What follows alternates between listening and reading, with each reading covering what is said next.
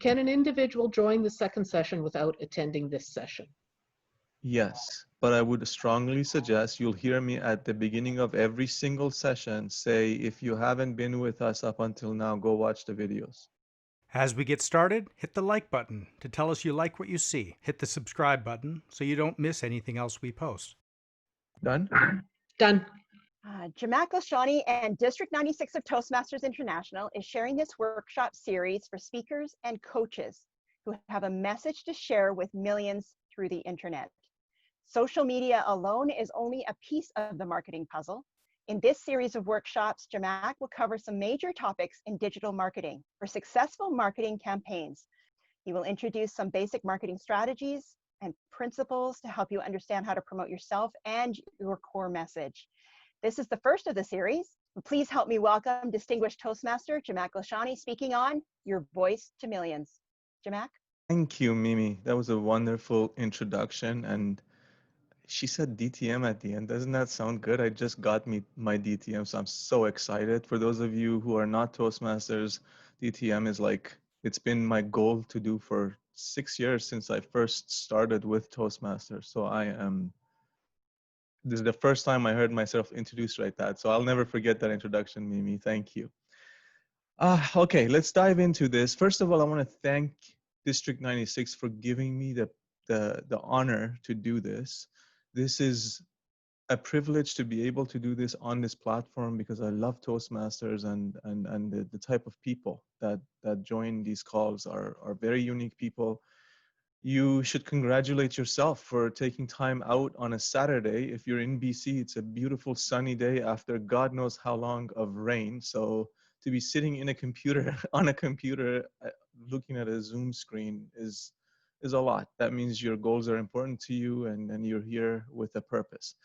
My style, I will get into this a little bit today, but my style is it is a Sunday, true.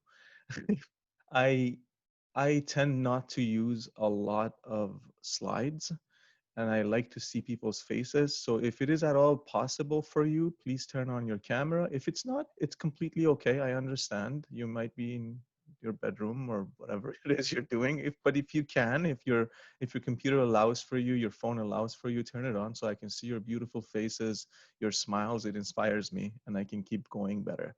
We're used to speaking in front of rooms of people, so this is a little bit awkward, always is. The faces help. Thank you. Thank you for turning on your cameras, those of you who did. All right, so the purpose of this introduction session, and I want you guys to jot this down because I want you to have an answer to this by the time you leave today, is literally whether or not you want to spend or invest 17 other hours this year with these workshops. I want to spend some time letting you know who I am, what I know, what I've learned, and I'm going to tell you who will benefit from this and who will not benefit from this. I want you to think carefully about your goals, about why you're here and whether or not this makes sense for you, because I wouldn't want you to invest 17 hours of your life over the year and much more probably because I'll give you homework. Whether you do it or not is up to you. But that is a great investment of time. We're extremely busy. So if you walk away from this 90 minutes today with a firm decision of whether or not it is worth it for you to get on a call like this once a month with me, I think that would be a good expenditure of your time today. With that, I always think it's good to know the speaker, know a little bit about your speaker. Each one of you, I recognize many of your names, many of you I know in person, many of you are my friends from back in California, and some of you are on this call and are like family, so I'm not sure if you're here to support me or if you're here to actually learn. Either way, you're gonna hear a little bit of my story. I was born in Iran at the age of, I think 13 or 14, my parents decided that that country was no longer fruitful for my brother and I, so they took us and moved us to Vancouver. The destination was supposed to be Montreal. I think we spent a total of 3 days in Montreal and decided we would not be able to live there. Thank God for that. They decided to move back to BC. We landed in BC, then we took a road trip to Montreal and then came back to BC again after 3 days of being there. At that point, it was because of some immigration issues, but I'm glad to live in BC. That was 1988. We got here in March of 1988, and I went through learning the culture, lots of struggles, learning how to deal with new things in this country. Went to school, went to UBC, got a degree in genetics, and then got another degree in education. Decided that I wasn't making enough money and wanted to do something else with my life. So I moved to Silicon Valley in October of year 2000 and got into the IT field. Spent the next 15 years working there before I moved back to Vancouver because I wanted my kids to spend time with their grandparents growing up and know them better, be around family. Towards the tail end, I think it was probably around 2010 of my years in California, I decided that I needed to make more money. I was getting tired of the corporate environment. So I did the thing that everybody thinks they can do right away, is to become a consultant. So I became an IT consultant on the side. Decided to start fixing computers and do, for small businesses, homes, corporations. I think I printed something like 5,000 flyers, put them out there, did not get a single call, not one call. And it was disappointing, but it was a eye-opening experience. And that's when I realized that I didn't know anything about sales. I didn't know anything about marketing. So started learning, started diving in, started taking classes, started taking workshops like this.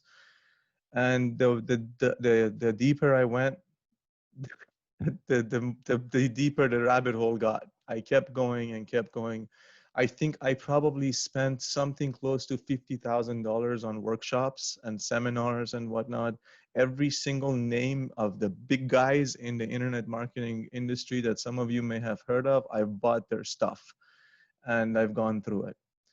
Somewhere in there, I realized that I love the combination of education and marketing, right? The sector that's kind of the content marketing, if you will. It is the niche that's specific for somebody who wants to brand themselves, a person who is a consultant, a person who is a coach, a person who wants to grab people and lift them in whatever the way possible. I mean, it's difficult to put a name on people.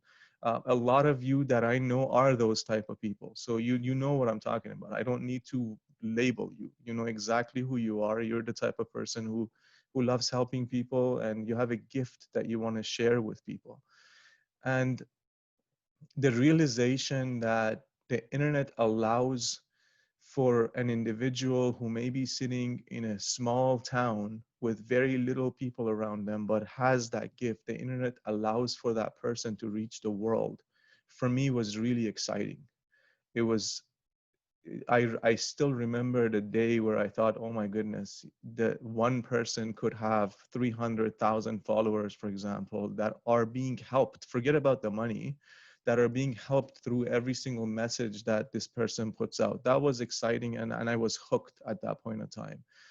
The unfortunate thing for me, at least, was all these classes and workshops that I was spending all of my savings on wasn't really working the way I wanted it to work. I wasn't building my business. I was learning because I had a technology side to me and I had a teaching side to me. So I was gravitating towards this and I was learning a lot, but I wasn't building that business. But something interesting happened along the way. And that was, people started to ask me, how do you do this? How do you do that? How do you set up an email marketing campaign? How do you do your website?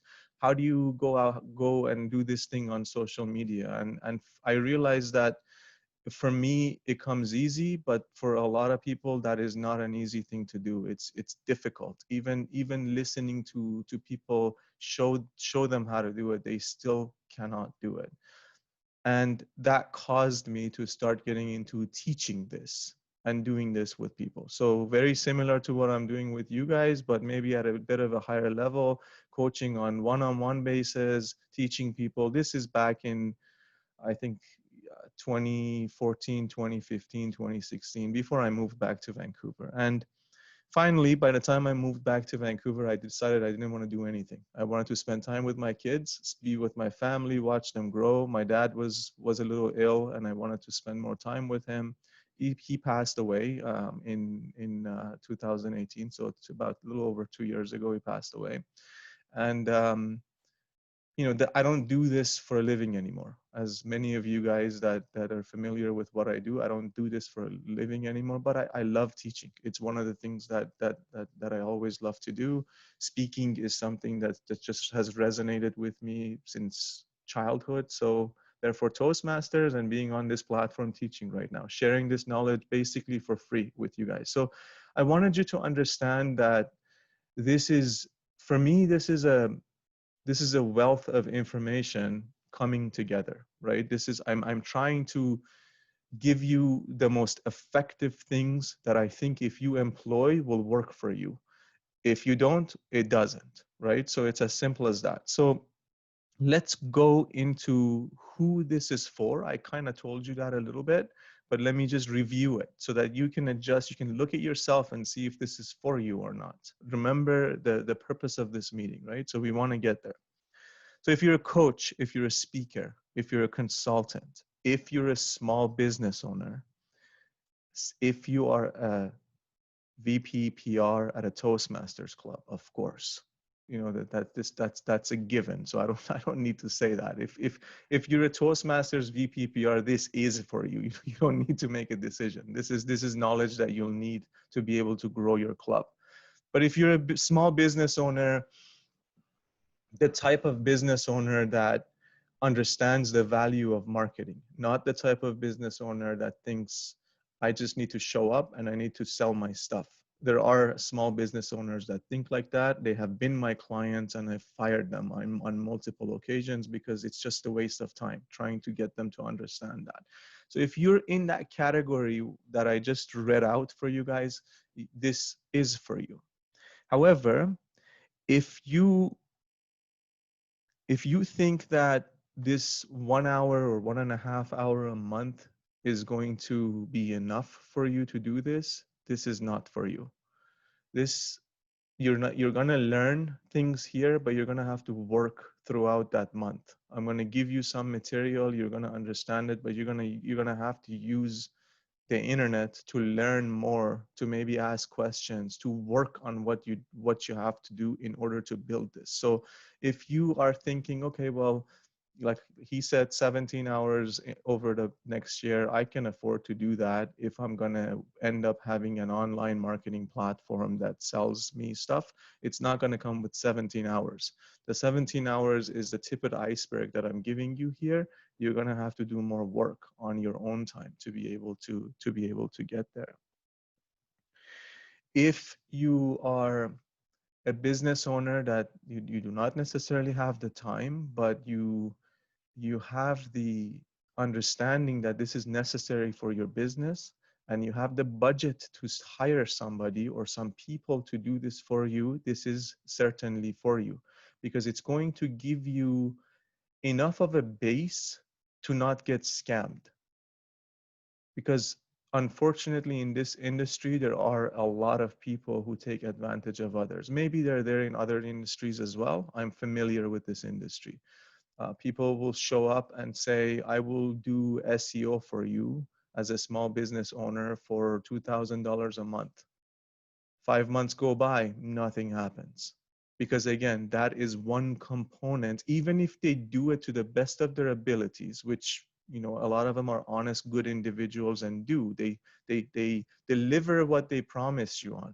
However, that on its own is not sufficient to get you to the goals that you want. Remember Mimi, when she read that introduction, All of these things are a piece of the puzzle. It's only when they all come together that it comes to fruition. You get to whatever goals it is. So for business owners who do make a good enough amount of money to be able to put something on the side, to be able to hire somebody to come and do this, hire experts to come and do this, or assign employees to come and do this, this series will give you an overview of the whole picture so that you can put the various pieces of the puzzle together and be able to get to the destination that you would like to get to. With that said, let's talk a little bit about my style and my philosophy when it comes to this type of stuff. I believe that there are mainly two groups of people that go to these things, whether it's in person or online, doesn't matter. Remember, I've spent $50,000 at least going into this, right? Doing this stuff. So I've been to a lot of seminars. I would call myself a seminar junkie. I keep going to these things, right? And some of you might be in that place as well. One group of people are people who are either curious or would like to be entertained, right? So I don't want to use this term of they have nothing better to do, because some people choose to do that, because there are great things that come out of seminars. Sometimes you go to a seminar and it just inspires you. You don't have to, it doesn't have to be the content that the person is teaching. You sit there, you're inspired by the energy, by the environment, by the good people that are there, by the 50 hugs that you get before you leave, right? So the high fives, right? All of these things work. So it's not necessarily, I'm not saying that's a bad thing there, but there is a group of people that do this for entertainment or to spend their time, right? They're curious. They want to see how things go and get other things out of seminars. The other group of people, the other category, are people who have a very clear goal. They have an objective for why they're going to this class that they're going to the seminar that they're going to the workshop that they're going to, and they walk away from that workshop, from that session, with a list of action items, with a list of things that need to be done, and they go and get it done. My focus tends to be on that group, on that second group. So because of the story that I told you, because of my frustration with not being able to get this going, I try and focus on things that will actually move you forward. So I'll give you examples. My plan is either in the next session or the one after that, we'll be doing a WordPress installation. We'll be going through the important plugins and everything. That's work, right? For you to watch me do that, it's very, very boring, right? You don't want to do that. I'm going to take you through it because sometimes just watching a video on YouTube is not enough, right? Sometimes the perspective is just not there. The person is not there to do that. But if you're just around to just check things out and it's curiosity for you, eventually you get bored. So you might as well not waste the time. I don't know. It's up to you. I'm just letting you, that's my teaching style. I am not about sharing a lot of fluff. I don't make things pretty, right? I'm not a graphic designer. I'm about getting things done. So where's Janice? Janice is here somewhere. We had a discussion about, there she is. We had a discussion the other day on Slack about the look and feel of a page. And she said, this page is ugly. I said, yeah, but it works. You know, it's generating leads. That's all I want. I don't care if it's pretty or not. That's not me, right? That's not my style. Things do need to be pretty, but I focus on the 20% that gets the 80% done. That's how I've learned to progress my life as a whole. And this is no different. I'm going to focus on the things that are going to make the biggest bang for the buck, because yeah, this workshop is free, but your time is not free. If you're investing the time in here, you need to get in here and do what you got to do to be able to progress it forward. So that's my style. You're not going to see a lot of pretty slides. You're not going to see nice transitions between slides. I will flow with what I have. And the advantage of being live versus versus watching this afterwards is that I am feeding off of what you guys are giving me, right? So the people who are going to stick around through this, let's say there's 34 people on the call. Let's say 10 of these people are the people who are going to go through on a regular basis with me. The focus of the entire workshop series is going to be on those 10 people, because those people are the ones that are progressing forward with this. This is going to be most useful to them. To anybody else who's going to watch it later or at any point in time, drop in, drop out, they'll learn something. But those people who have dedicated their time and energy, they deserve for this to be focused on them. So that's going to be my angle. That's what I'm going to use. I'm going to give you guys, I'm going to go give everybody a piece of homework, for example, at the end of this session as well. Those of you who will respond are the people that I'm going to focus my next session is going to be focused on solving those problems, on working with those goals and getting you there. So you can expect my presentations to be ugly. I'm okay with that as long as it works. All right, I'm just looking at my notes, my flow, to make sure I'm okay. So like I said, the focus is on doing it, not theory. So here's your first thing to think about. Your first piece of homework, if you will, going out of today, is select a project to work on this year, right? So if we fast forward this, when we're finished with session 12, and if we need to do 14 sessions, I'm sure the trio will allow me to do 2 extra sessions. I don't think that's going to be an issue, right? So we're just, and the trio is nodding their head, by the way, for those of you guys who don't know who the trio is. So we're, if it ends up being longer, it ends up being longer. That's not an issue, but have a goal, have a project, right? So what does that mean? This is about online marketing, right? This is about digital marketing. So ask yourself, what do I want to promote? If I want to spend 1 year doing this project that I'm going to work on, what do I want to promote? Pick one thing. It's not going to be everything under the sun, right? Pick one thing that you're going to promote. If you're a Toastmaster VPPR, it will be your club. You'll have 1 year to work on this, and we'll work together and get through that 1 year. And by the time you pass it on to the next person who takes over, they'll have a very nice platform and a strategy and action plan to go through it. If you're a coach, if you're a consultant, it's simple, right? Some of you guys, those of you who I know, might already have a platform, might have been at this for a very long time. Pick an aspect of it, right? So if you've already done this before, pick an aspect of it. One thing I forgot to say, sorry, let me go back. This is not for someone who wants to be an expert in this. That's not the scope of this. This is an introductory series. You're not going to walk away becoming an expert in digital marketing. Okay, so I want to make sure that you don't have that expectation.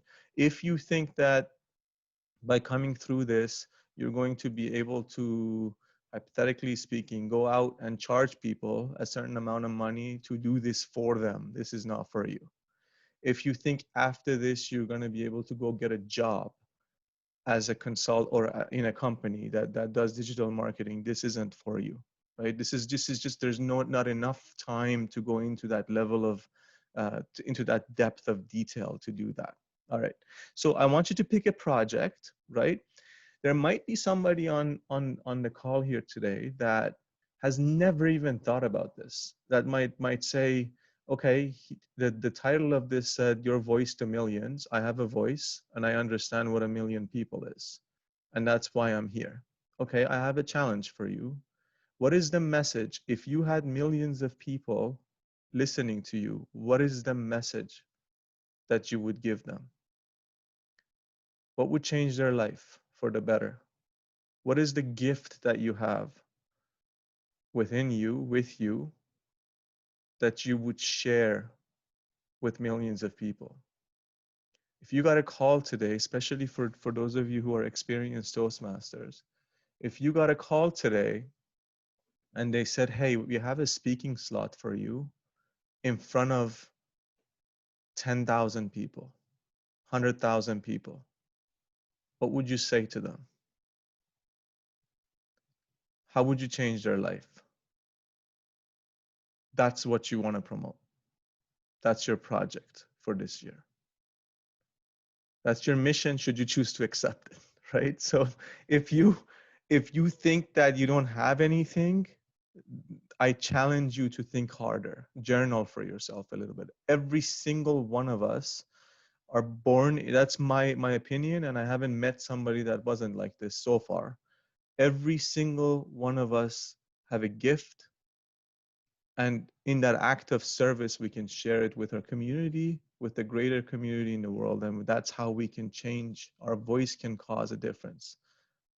I think that's very close to the slogan for this year anyway in Toastmasters, isn't it? Find your voice, right? Okay. Yeah, so we're aligned, we're there. Find your voice. That's what we're doing here, right? What is your message? And we're going to take that message and we're going to work together on that project to get it to go viral, let's say. Yeah, find your voice and make a difference. That's the message. So write down, journal on that. You have a good period of time to be able to get that to me. I want you to get that to me, so I understand if you're going to continue with me. I understand how much what it is that you're going to focus on. It could be that. So I went down this path of your voice and your message and everything, but it could be that you have a side business at home, that you are selling vitamins. Doesn't matter. That's the same thing. There's a reason you're doing that and you're sharing those products with the world. That's not any different. I just want to make sure you have clarity on that as we move forward. Okay. So with that said, I want to dive in and start talking about sort of the overview of what we're going to do in these sessions to come. And we will take a break in about probably 10 minutes or so. So if you need to go to the bathroom or something, just hang with me, wait for just a few more minutes, and then we'll all take a break together. So if you look at digital marketing, or called internet marketing sometimes, I think those two are I'm using it interchangeably. Maybe there's a bit of a difference, but I'm using those two terms interchangeably. I would say that you could take digital marketing and put it on two main pillars. So you could divide digital marketing in two different pillars that it stands on. And those pillars are traffic and conversion. Traffic and conversion. So let's use some examples to understand what traffic and conversion is, and then we can go in and talk more about each one. If you are, we use the example of selling vitamins. If you're selling vitamins on a website, the traffic piece is getting visitors to the website. The conversion piece is for them to buy it, right? For them to put their credit card information in there, go through the shopping cart and buy it. So you drive traffic to a website, and then the website, the tools on the website, the messaging on the website converts that traffic. If you teach seminars for a living, for example, you have an invitation page. Let's talk about this in this session right here. We had set up an Eventbrite page, right? All of you guys went to Eventbrite, and on Eventbrite, you either filled out a form or you said, clicked on enroll me or something. You clicked something, and that registered you.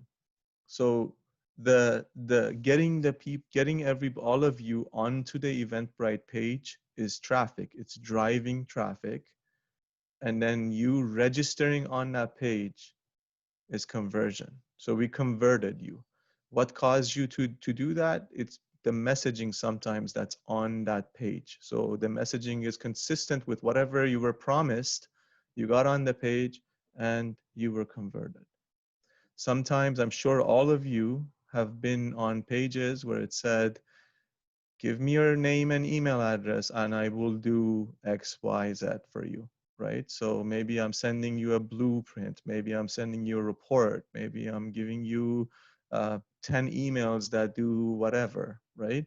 That's you becoming a lead. In other words, you're putting your hand up and you're saying, I'm interested in whatever it is that you have to give.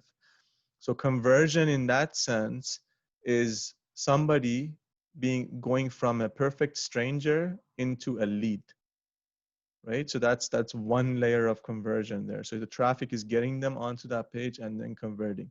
So those, you see how those two, no matter what you talk about in terms of digital marketing, you're either doing it in order to generate traffic or you're doing it to convert people.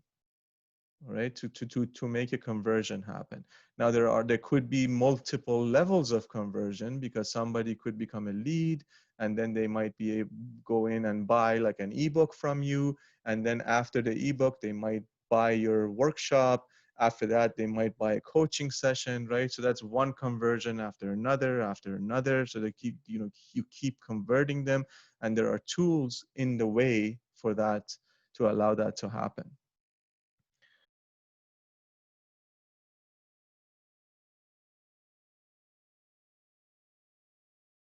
Keep going then. So have a piece of paper handy. Go ahead and draw a circle right in the middle of your piece of paper. Not too big, maybe the size of a quarter, let's say. If you're using 8.5 by 11 sheet, use a circle in the middle that's about the size of a quarter. And then imagining that circle is the center of a wheel, like a bicycle wheel. Draw the, what are they called? Spokes? Am I right? The things coming out of it. Yeah. So draw a bunch of spokes coming out of it. Doesn't matter how many. I just want you to get the visual.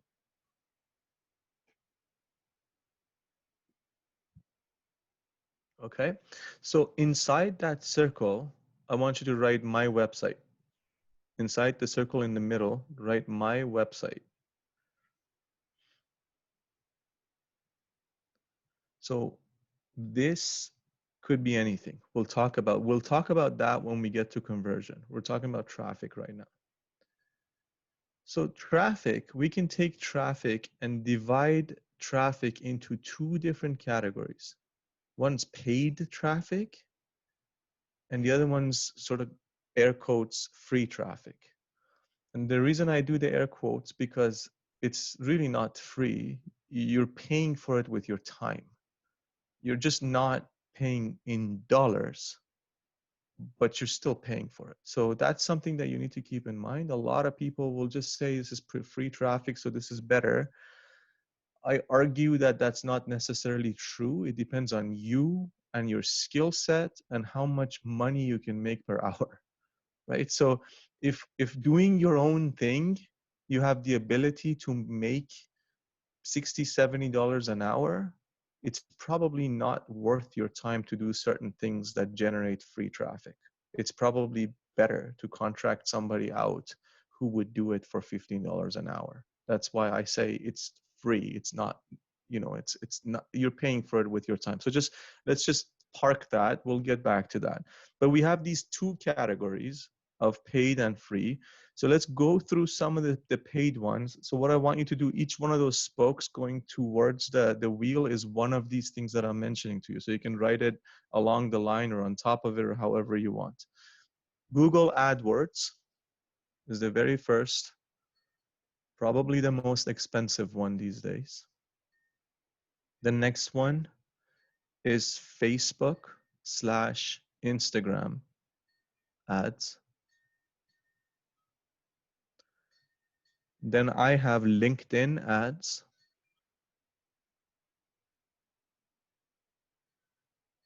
Anybody still remember Bing, the Microsoft browser? Search engine? Yep.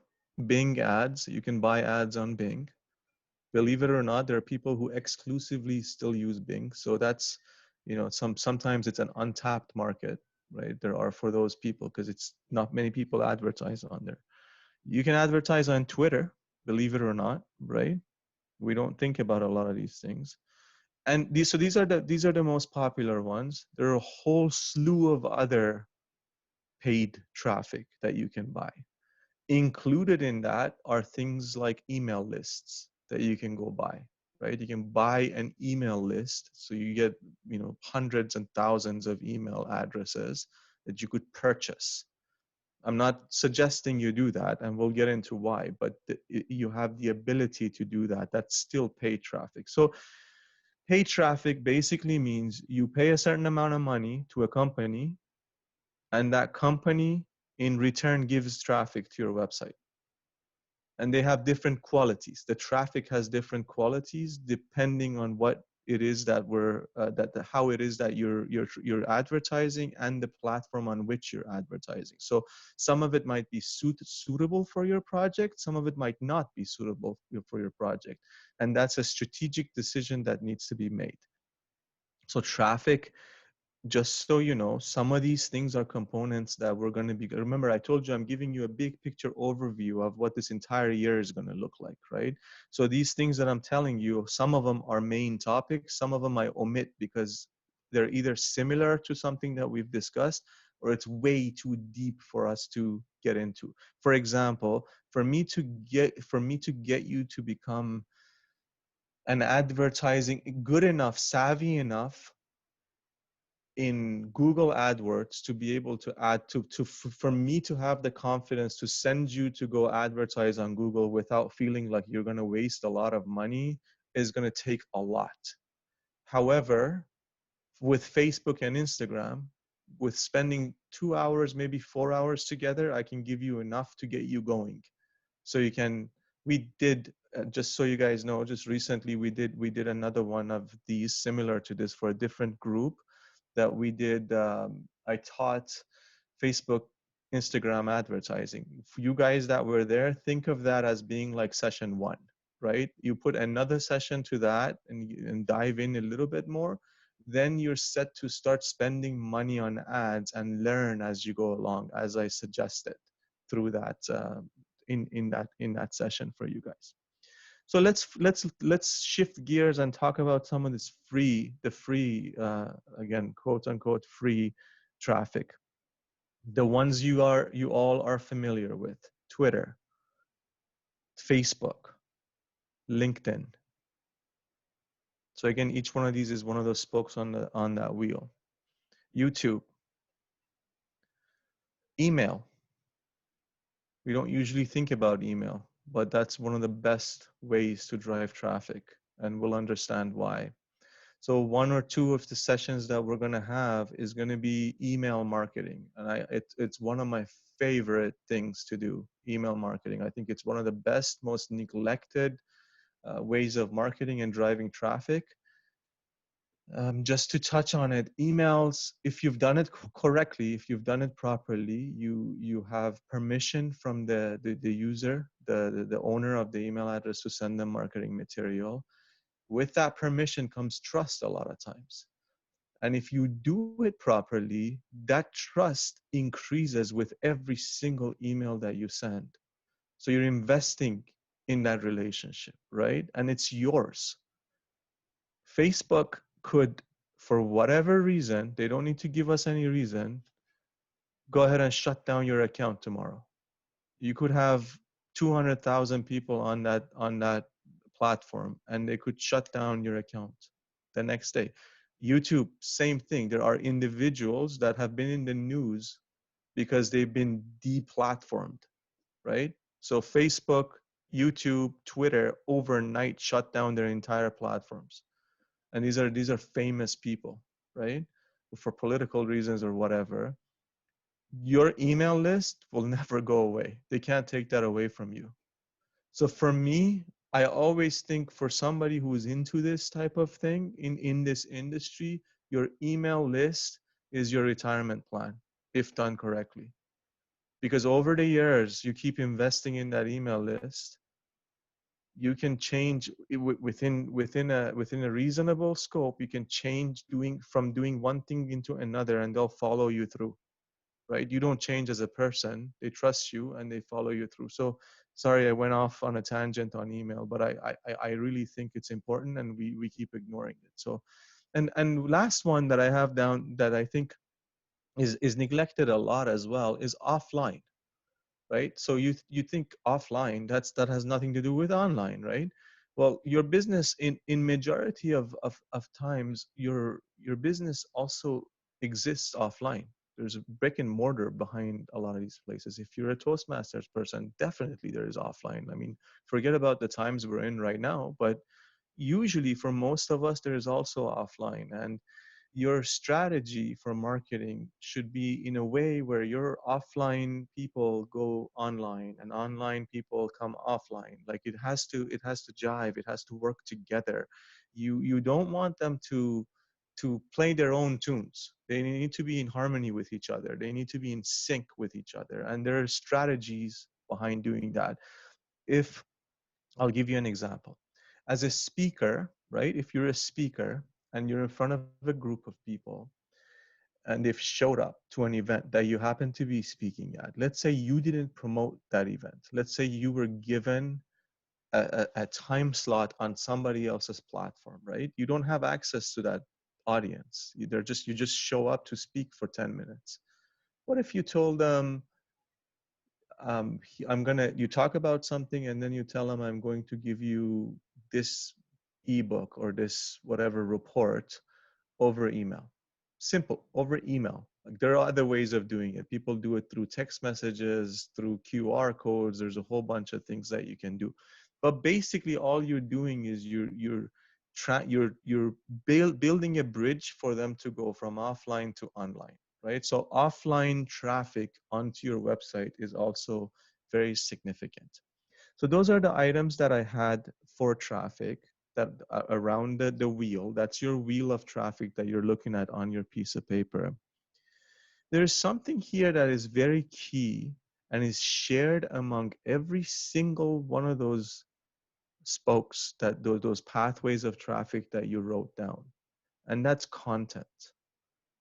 Without content, none of them work. With content, all of them work.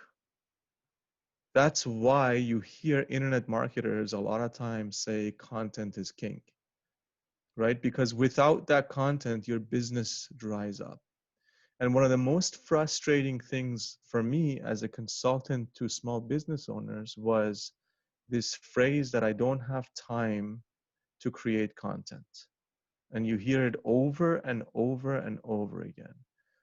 And the response is, if you don't have time to create content, you're not running your business effectively. Because you should be carving out time in order to create content. Especially if you're a coach, if you're a speaker, if you are your business, if you are your brand, you don't want somebody else to create your content for you.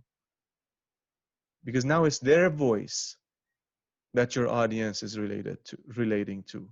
Now it's them that they trust, not you, right?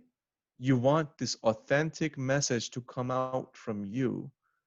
And if it's done correctly, the marketing funnel that you build. So let me take a step back, because I'm using terms that might not be familiar for some of the people here. If someone says that I'm a lead, like what does that mean? I'm interested in whatever it is that you're giving me.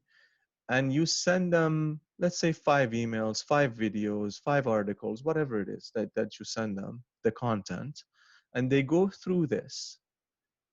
By the time they get to the stage that they're sitting either virtually or physically across a sales table from you, in most cases, they're already sold. Because 70-80% of a sale is trust. And if you've done the content properly, you've already built that trust. They're just trying to get that last piece of the puzzle. They're trying to get that last confirmation from you that this is indeed what I want. I've had people that, and this happens, you can try it. If you're, I mean, put yourself in the shoes of someone who's receiving this. Let's say you are, I've sent you a series of 3-4 videos about whatever it is that you're interested in. So think about an issue that you have in your life yourself right now, and imagine that you were searching on the internet for how to solve that problem, whatever it is, and you saw a video of me or a messaging of me that says, hey, I've been through this thing that you're going through, and I have got this solution. Let me teach you how it works, or let me tell you how it works. And over these emails, over the videos, I'm explaining to you how it is. I'm giving you in bite-sized pieces. I'm giving you the solution that I promised you. Let's say by the time you get to video 3, I give you a call. You pick up the phone and I say, this is Jamak. And you're like, what? This happens every single time because nobody expects the person that was on their monitor on the video a few minutes ago to give them a call on the phone. So when you call and it's non aggressive, and you're just saying, for example, hey, I know you're watching the videos. I just want to make sure everything is going okay. If you don't have an urgent need for something, right? Can you see how that sale is a lot easier? Right? So the point is that the content is everything. The way that content is produced is everything. So we're going to spend a good amount of time massaging you to be able to produce content, because not everybody produces content the same way. We're all different. Because this is a Toastmasters group, many of us are comfortable with speaking. So that could be a form of content. I love this type of content, video content that's recorded like this, because this can be, obviously it's video, it can be turned into audio, it can be turned into text, and it can be chopped up, right? And be spread out in various platforms. The best strategy is to utilize as many of those traffic spokes that you have on your piece of paper as possible. You create this view, this concept of being everywhere. If you've ever seen something and you're searching for something, you're looking up something, and you're going, oh my God, this guy is everywhere. What does that mean? You're on Facebook, you see his ad. You're on YouTube, you see his videos. You go search on blogs, again that pops up. That's being everywhere, right? It's because the content is all over the place, right? So we'll spend some time on content. Here's the next piece of homework that I want for those of you who decide to go along with me to participate. Write this question down. Are you able to dedicate a regular budget to traffic? So regular means consistent. So are you able to dedicate a certain budget to traffic on a consistent basis? Maybe that's better wording. So what does consistent basis mean? I can put $100 per month towards traffic, for example, is a consistent budget. So the answer to that question is either yes or no. If it's yes, what's the amount? That's number one. Number two, especially if the answer to the first question was no. Number two, how much time are you able to spend on traffic? And traffic means content in this case.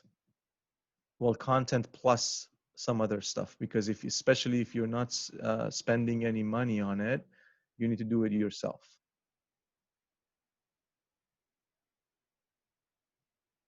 So consistent budget, if yes, how much? And then time. How much time? So that you could do on a weekly basis. I can dedicate this many hours a week, for example, to producing content, to doing traffic. I'm just checking how we're doing for time. Good. Okay. All right. Last, but certainly not least, is conversion. And I'm going to touch on this, not go into a lot of detail on it, because that's what the next 1 or 2 sessions, one for sure, maybe 2 or 3 sessions would be. And let me put this here as well. I sent an outline to the team because I need to have a structure in place. Without a structure, we can't do this, right? However, I'm going to do it fluidly, right? So if we need more than one session for doing a website, we'll do two, because that's what we need to get it done. It depends on the people, again, that the team that is going with me, right? We're all going to go together. So we're going to, if something takes a little bit longer, we'll dedicate more time to it. So conversion, basically at this stage, we're going to focus on your website. Whatever your website is for the project that you chose. We're going to talk about how to build a website. My focus is going to be WordPress. There's other platforms, Wix, all kinds of different stuff that you can use for building your website. My choice is WordPress for this workshop. And the reason is over 30% of the entire internet is run on WordPress. For SEO, it's very good. And it's also very, very flexible in terms of other features and add-ons and things that you can add to it. And it's not that difficult to set up. So we're going to focus on WordPress. And so these are the questions that basically are going to lead us into the next session. But I want you to write these down, and I want you to email the response to these questions to me. So this is the third piece of homework, if you will. If your website was your employee, what would be its job description? So every single one of us as an employee have a job description, right? Even if you're the boss, you have a job description. What's the job description for your website?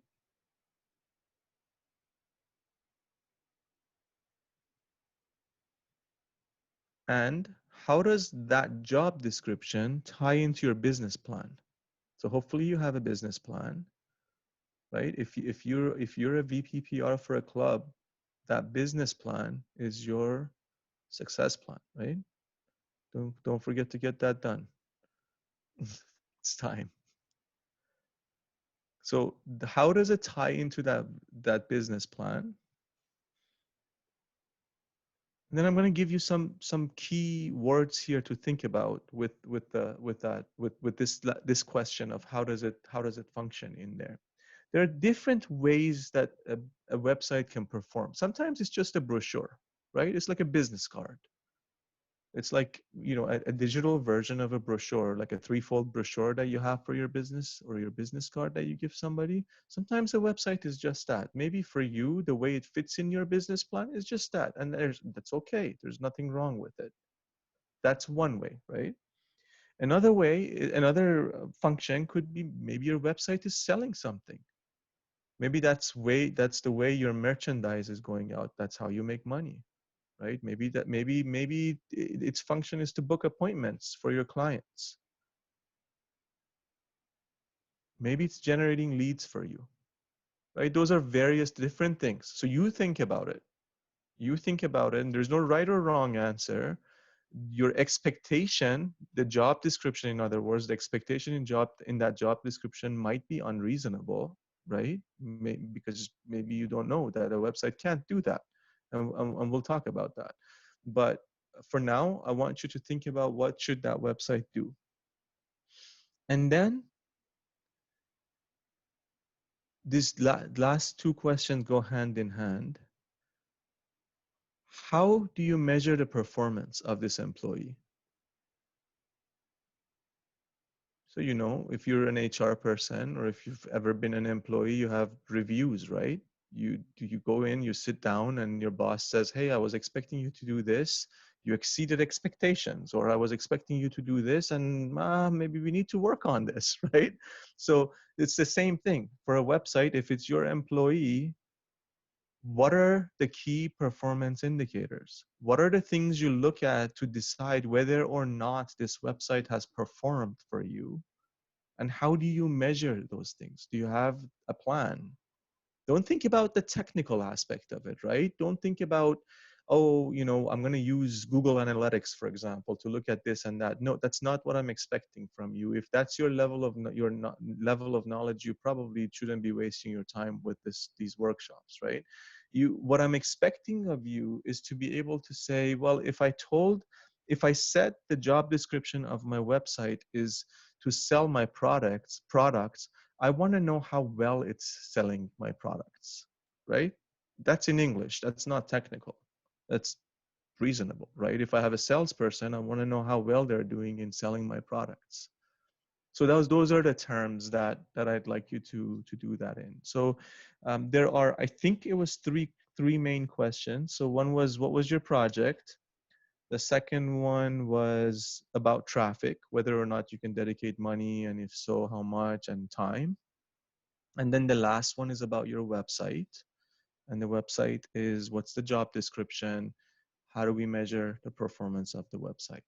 And with that, I think I'm going to stop, work with Janice on some questions really quickly, and then turn it over to Ms. Mimi. Okay. Thank Okay, question. Well, I can start with an easy one. What are you doing these days? you.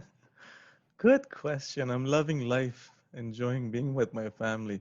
No, I have one major client, which is a private college in downtown Vancouver.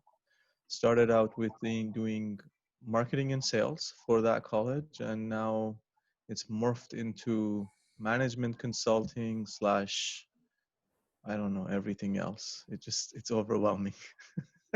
You're Those the of guru.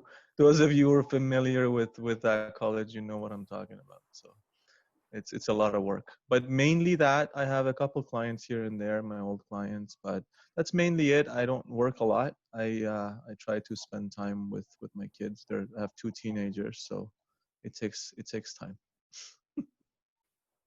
Okay. Now this is related to the project. Have Mhm. several ideas in mind. Could it be related to a book? And will this series work if you don't have a website yet, just a blog? Absolutely. So, okay, two questions. Will it be related to a book? Does that mean the person is an author? I'm not sure what that means. Is it a book that we want to share with people, or is it a book that we wrote and we want to Ellie? promote? Ellie, would you like to unmute and clarify that question? Sure, I was just going to chat. um, my book has been on a major hold, and life seems to throw me curveballs. So I'm just thinking of different projects.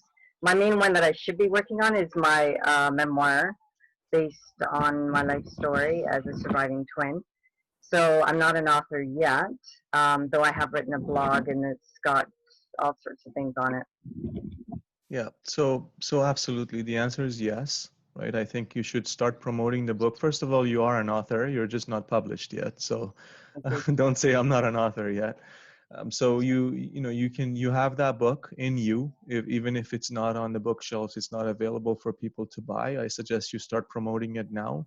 You build the audience. We'll get to this. The most important part of all this is building an audience, and you'll see as we get to it. If your goal can be building a responsive audience, once that book is published, it will be a couple of emails and you'll sell out.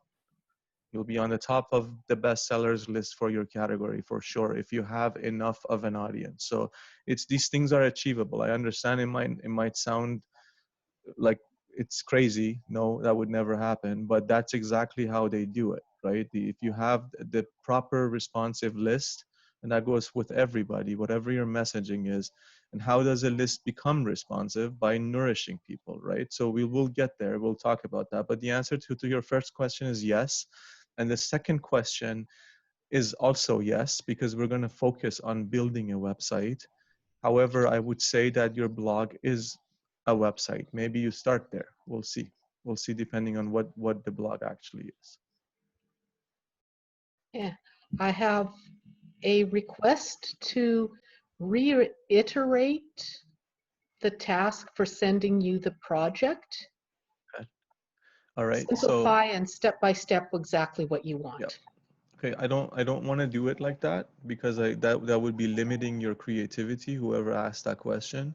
You basically send me an email and you tell me what your thoughts are about a project and we'll go from there. Basically, I want to get an email from you that says this is my project.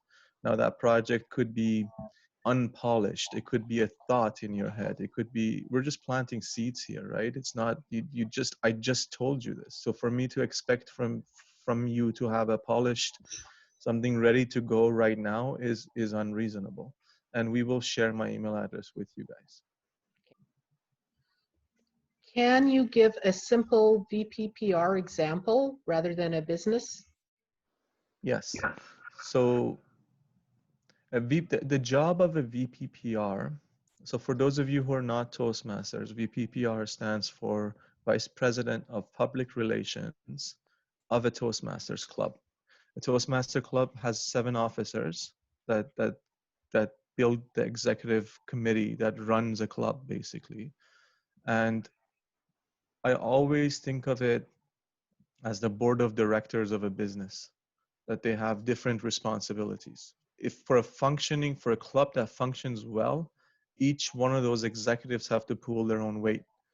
And we have roles, we have responsibilities that we need to go through. And for a VPPR, the responsibility is promoting the club.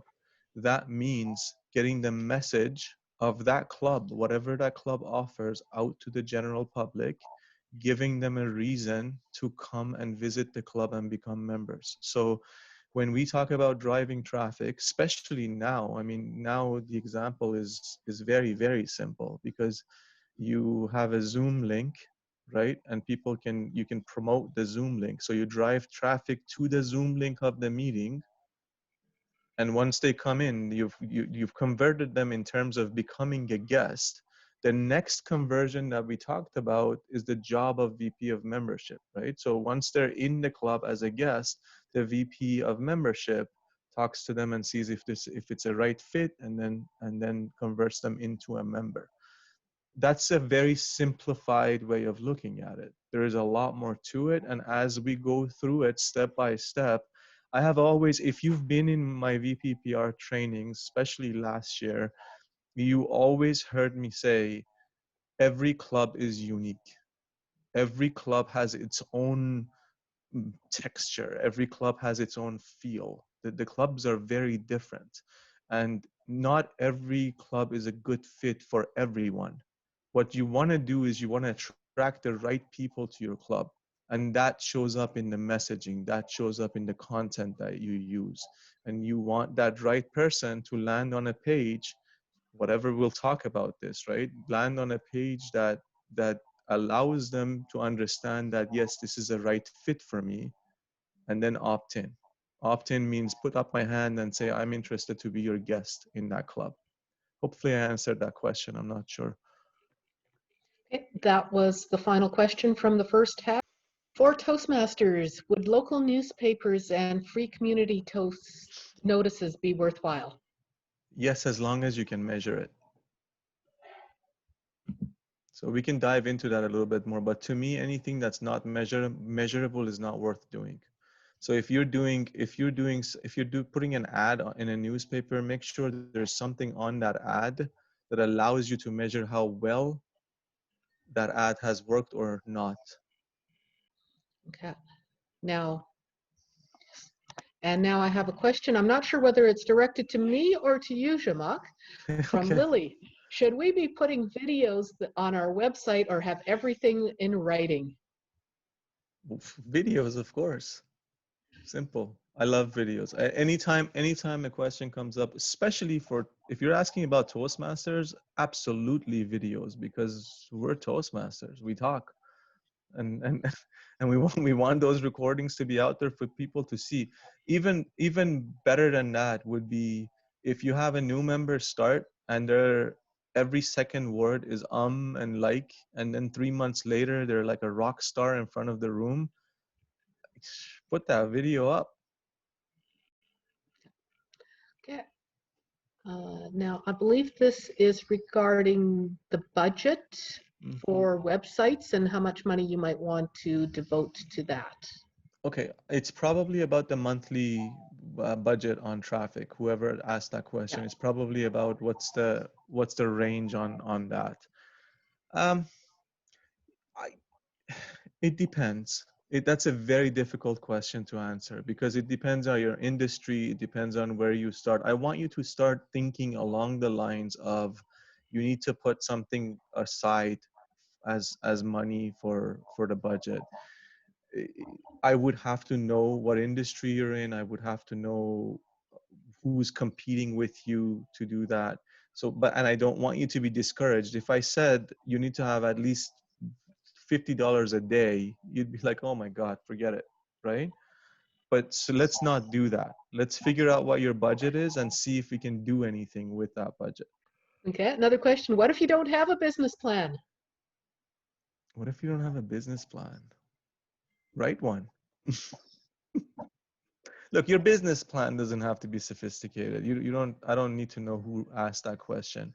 But if you can just sit down with a pad and a pen and write down what your goals are, right?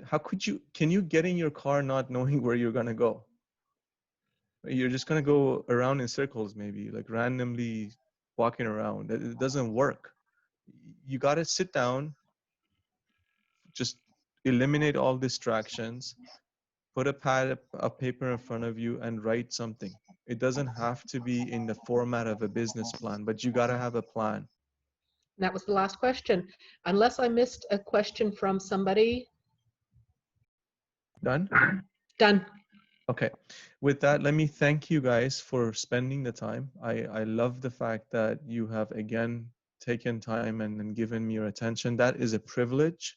It's not about me sharing the message with you guys. The fact that you spent 90 minutes here today to listen to me is a gift, and I'm grateful for that. Mimi? Thank you so much, Jamak, and thank you for spending your time with us as well. Okay. I would like to thank Marilee for typing in your questions and homework tasks because they are there. There's always someone. I love it. Thank you.